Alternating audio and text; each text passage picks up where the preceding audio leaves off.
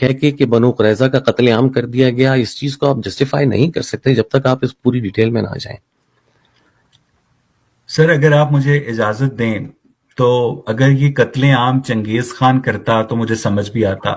ہلاگو خان کرتا تو مجھے سمجھ بھی آتا، ایڈولف ہٹلر کرتا یا جوزف اسٹالن کرتا تو مجھے سمجھ بھی آتا، لیکن تمام مردوں کا قتل جو ہے چند لوگوں کے معاہدے کے اوپر پھرنے کے بعد،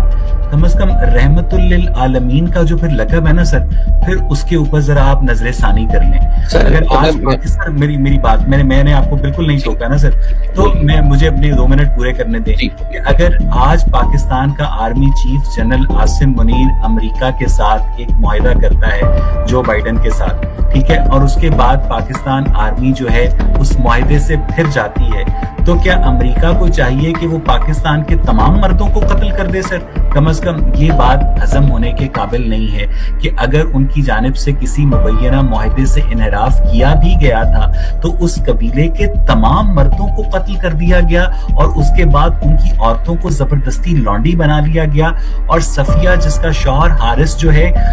اس جو قتل ہوا تھا، اس کے بعد اس صفیہ کی عدت کی مدت پوری ہونے سے پہلے اس کو ازدواج مطہرات کا درجہ دے دیا گیا.